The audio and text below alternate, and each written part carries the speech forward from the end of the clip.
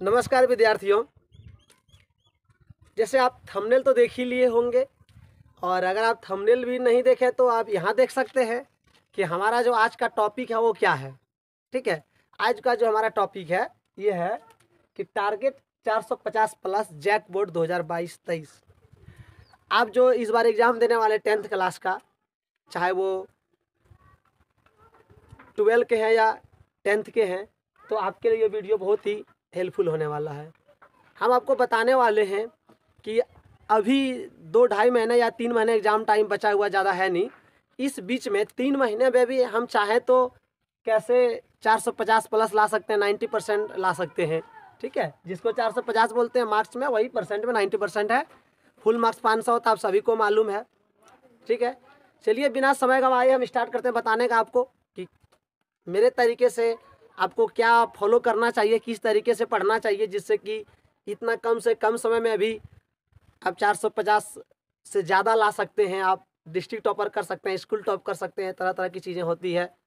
बस हमारा ये कहना है कि आप 90% से अधिक लाना आपको है। ठीक है, चलिए हम आपको बताते हैं कि वैसे दोस्तों मैं आपको बता दूं कि मैं पिछले 10 साल से ऑफलाइन क्लासेस ले रहा हूं और काफ़ी सारे बच्चों को टॉपर का रिजल्ट दे चुका हूं। 90% प्लस काफ़ी सारे मेरे विद्यार्थी लाए हैं। इसलिए हमें पूरा उम्मीद है कि अगर आप इसको ध्यान से देखेंगे तो आपको ये बहुत ही ज़्यादा मदद साबित करेगा, और अगर आप इसको फॉलो करेंगे तो श्योर है कि आप इसका बेनिफिट ले लेंगे। ठीक है, चलिए देखते हैं हमारे पास क्या है कि हमें लाना है कि कितना 450 प्लस, यानी कि 90%।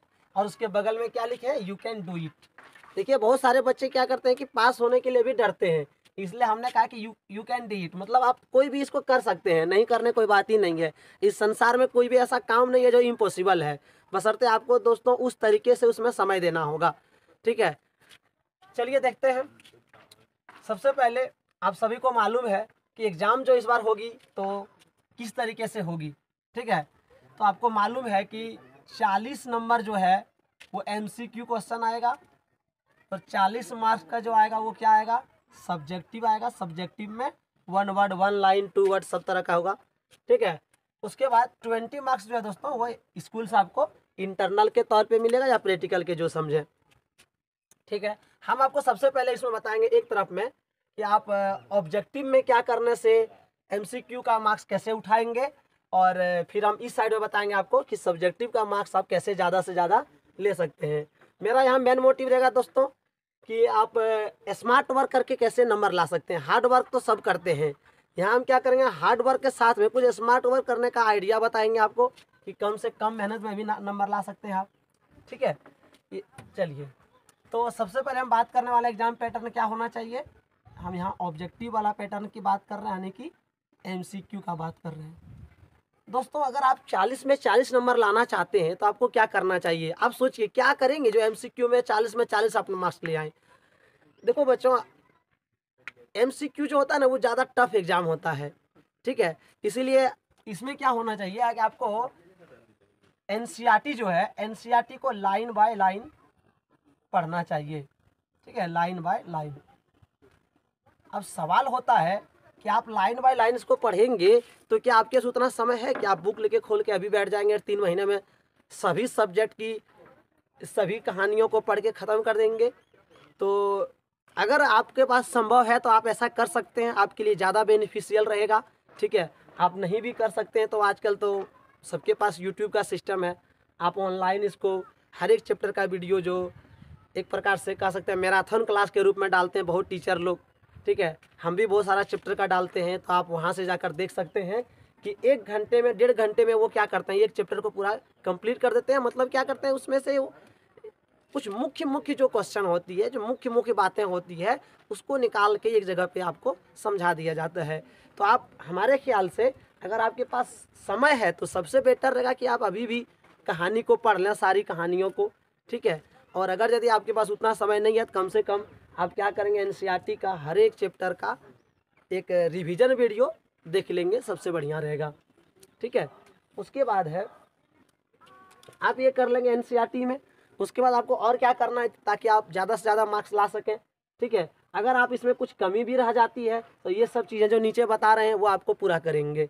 जैसे हम PYQ लिखें, PYQ का मतलब होता है प्रीवियस ईयर क्वेश्चन। दोस्तों अभी एग्ज़ाम आप लोग 2023 में देंगे, मार्च में शायद एग्ज़ाम होने वाली है, या हो सकता है जल्दी भी हो जाए, ठीक है, चांस है कि जल्दी हो जाए। एक बार न्यूज़ में सुने थे, थोड़ा सा हम लोग भी देखे थे। तो आप क्या करेंगे, जिस प्रकार आप 23 में एग्ज़ाम देंगे, तो 22 में भी MCQ का एग्ज़ाम हुआ है, 21 में तो शायद नहीं हुआ था, लेकिन 2020 में भी जैसे 9th वालों का हुआ था। तो इस तरह जब भी MCQ का एग्ज़ाम हुआ है, ठीक है, आप क्या करेंगे, उसका प्रीवियस ईयर, PY का फुल फॉर्म होता है प्रीवियस ईयर क्वेश्चन, मतलब पहले साल में पूछा गया क्वेश्चन। तो पहले साल में जो MCQ क्वेश्चन पूछा है उसको सारा गूगल से कहीं से भी निकाल के सारा उसका सॉल्यूशन कर लेंगे, वो सारा पढ़ेंगे, आपको बहुत ज़्यादा वो काम देगा। क्योंकि सबसे बड़ी बात है, प्रीवियस ईयर से हमको ये आइडिया मिल जाता है कि कैसा प्रश्न एग्जाम में आता है, कैसा पूछा जाता है, ठीक है। उसके बाद क्वेश्चन बैंक हम यहाँ पर लिखें दोस्तों। क्वेश्चन बैंक ये क्या होता है, तो क्वेश्चन बैंक भी ऐसे तो प्रीवियस ईयर का क्वेश्चन उसमें दिया जाता है क्वेश्चन बैंक में, लेकिन इस बार क्वेश्चन बैंक में क्या है कि झारखंड सरकार जो है, जैक बोर्ड द्वारा कुछ एक दिन न्यूज में आया था कि झारखंड सरकार खुद, यानी कि जैक बोर्ड खुद जो है वो क्वेश्चन बैंक जारी करेंगे, उसमें कुछ क्वेश्चन दिया जाएगा। जिस प्रकार पहले मॉडल सेट आता था, इस बार शायद मॉडल सेट नहीं देंगे, ठीक है, इस बार क्वेश्चन बैंक का बारे में हम लोग सुने हैं। तो आपको जो क्वेश्चन बैंक मिलेगा आप उसको सॉल्व करेंगे, उससे आपको ज़्यादा बेनिफिट मिलेगा। इसके बाद आ गया मॉडल पेपर प्रीवियस ईयर। ये चीज़ क्या है दोस्तों, ये मॉडल पेपर प्रीवियस ईयर क्या है, सबसे पहले आपको NCERT के बारे में बताएं, फिर प्रीवियस क्वेश्चन बताए, फिर आपको हम क्वेश्चन बैंक के बारे में बताए जो सरकार जारी करेगी, अभी की नहीं है। उसके बाद मॉडल पेपर प्रीवियस ईयर, ये क्या होता है दोस्तों, ठीक है। तो प्रीवियस ईयर का मतलब पहले साल, मॉडल पेपर का मतलब हुआ कि पहले साल जो मॉडल पेपर 5 सेट निकाले गए थे जैक बोर्ड के द्वारा, आप वो सारा कर लेंगे, आपको बहुत ज़्यादा वो सपोर्ट करेंगे, ठीक है। तो ये सारा सिस्टम था। इसके बाद आप एक चीज़ और करेंगे इसमें, ये सारा हो जाने के बाद जो मार्केट में कुछ किताबें निकलती है आप उसका भी सपोर्ट ले सकते हैं। और सबसे ज़्यादा ज़रूरी क्या होता है दोस्तों, रिवीजन करना, ठीक है। एक लिमिट टाइम पे ये सारा जब आपका कंप्लीट हो जाएगा तो आप क्या करेंगे, इसको रिवीजन करेंगे। इसके लिए आप स्ट्रेटजी बना लेंगे कि हमको कितना दिन में NCERT करना है, कितना दिन में ये करना है, कितना दिन में ये करना है। और एग्ज़ाम से कम आपको 1 सप्ताह पहले जो है सब चीज़ कंप्लीट करना है, ठीक है। और 1 सप्ताह कम से कम आपको रिवीजन करने के लिए रखना और समय इन सब चीज़ों का, ठीक है, ये सारी चीज़ को। और नहीं तो आप खुद से भी डिसाइड करेंगे कितना दिन में रिवीजन हो जाएगा, वैसे आप स्ट्रेटजी तैयार कर लेंगे। मेरा मेन मोटिव था कि आप इन सब चीज़ों को करेंगे तो आपको 100% है कि इससे कम मार्क्स नहीं आएगा। आप पढ़ने में कितनों टैलेंट हैं, कमज़ोर हैं, इससे कोई मायने नहीं रहता है। मायने ये रहता है कि आप मेहनत कितना कर रहे हैं, आप कितनी तेज़ी से दौड़ रहे हैं। आप जितना तेज़ी से दौड़ेंगे उतना आगे निकलेंगे, ठीक है। चलिए अब आ जाते हैं हम सब्जेक्टिव वाला में, 40 मार्क्स का जो सब्जेक्टिव होगा इसके बारे में, ठीक है दोस्तों।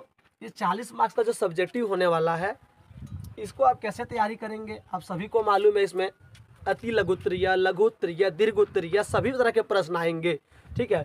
इसके लिए हम सबसे पहले यही बात करेंगे, NCERT तो आपको कहानी पढ़ना ही है। आप ऑब्जेक्टिव का तैयारी करेंगे या सब्जेक्टिव करेंगे, NCERT दोनों के लिए जरूरी है, ठीक है। और जब इसके लिए लाइन बाय लाइन आप करेंगे, आपका ये भी साथ ही साथ तैयारी हो जाएगा। ये बात हो गया। दूसरी बात, और आपको इसके लिए और एक्स्ट्रा क्या करना है, ठीक है। सब्जेक्टिव के लिए NCERT में एक्स्ट्रा क्या करना है, एक सबसे अच्छा बात हम बताते हैं, खास कर ये साइंस सब्जेक्ट में आपको ज़्यादा काम देगा। अब क्या करेंगे, हर एक चैप्टर का जितना भी क्वेश्चन आंसर दिया रहे दोस्तों, जितना भी क्वेश्चन आंसर दिया रहे, ठीक है, क्वेश्चन दिया रहे आंसर आप खुद से करेंगे, वो सारी प्रश्न को आप सॉल्व कर लेंगे। जैसे कोई भी चैप्टर है उसके बीच में दिया रहता है 1-2 पेज के बाद क्वेश्चन, 2 पेज कहानी है, फिर क्वेश्चन दिया रहता है, या नहीं तो सबसे लास्ट में दिया रहता है जैसे अभ्यास के प्रश्न उत्तर, तो वो सारा आप सॉल्व कर लेंगे। ये सबसे ज़्यादा आपको ज़रूरी है। इस जगह पे हम जितने चीज़ें बताएंगे दोस्तों, इसमें सबसे ज़्यादा ज़रूरी जो है NCERT का प्रश्न उत्तर बना लेना। एग्जाम में 30 से 40% क्वेश्चन ऐसा रहता है दोस्तों जो हूबहू NCERT का क्वेश्चन छाप देता है।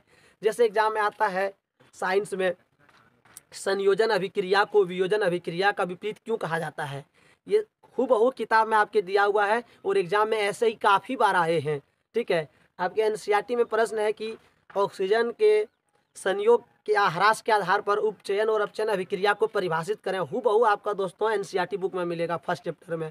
आपका उभयधर्मी ऑक्साइड क्या होता है दोस्तों, हूबहू आपको एनसीईआरटी में मेटल नॉन मेटल में मिल जाएगा। और कई बार आप देखेंगे जब प्रीवियस ईयर का क्वेश्चन देखेंगे, कई बार आपको ये क्वेश्चन सारा उसमें मिल जाएगा। ठीक है, तो ये से बोले 30 से 40% ऐसा प्रश्न है जो एनसीईआरटी का क्वेश्चन आंसर जो दिया रहता है वही आता है। ठीक है, तो सबसे पहले तो आप यही काम करेंगे। ठीक है, उसके बाद दोस्तों अब आ गया previous year question. Previous year question दोस्तों मार्केट में बहुत सारी किताब आई है।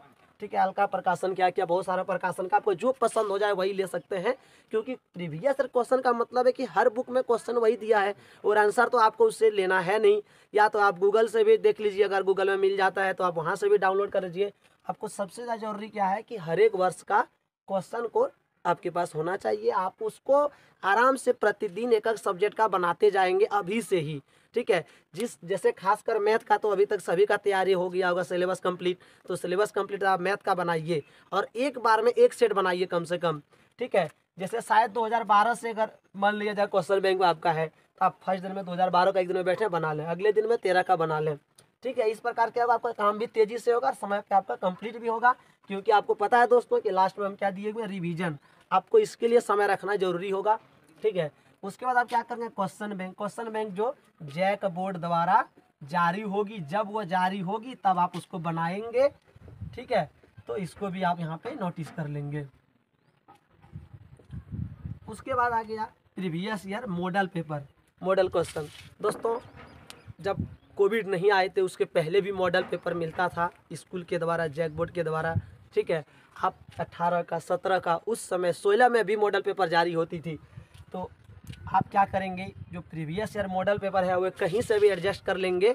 ठीक है, आप उसको भी आप सॉल्व कर लेंगे, ये बहुत ज़्यादा आपको बेनिफिशियल होगा, क्योंकि आप बार बार देखेंगे कि जो प्रीवियस ईयर क्वेश्चन मिला इसमें मिलेगा और वो फिर आपको इसमें भी मिलेगा। ठीक है, आप इस तरीके को फॉलो करेंगे, हमें पूरी भरोसा है कि आपको इसमें से कोई पीछे नहीं रख सकता है। ठीक है, चलिए उसके बाद सबसे लास्ट में क्या करना है, एग्ज़ाम से एक सप्ताह पहले आप रिवीजन का समय कम से कम एक सप्ताह रख लेंगे, फिर एग्ज़ाम टाइम भी आपको गैप मिलती है 2 दिन का, उसमें भी रिवाइज होगा। ठीक है, तो ये मेरा था स्ट्रेटजी दोस्तों, आप इसको फॉलो करेंगे तो बहुत ज़्यादा चांस है, 100% हम कहेंगे चांस है कि ये श्योर आपको एग्ज़ाम में मदद साबित होगा। ठीक है, चलिए फिर मिलते एक नई वीडियो में, और अगर आपको ये वीडियो पसंद आ गया है तो लाइक शेयर सब्सक्राइब कर दें ताकि इसका दूसरे कोई बेनिफिट मिले। और फिर अगले वीडियो में हम कुछ अच्छा लेकर आने वाले हैं कि ज़्यादा मार्क्स कैसे लाया जा सकता है जैक बोर्ड द्वारा। ठीक है दोस्तों।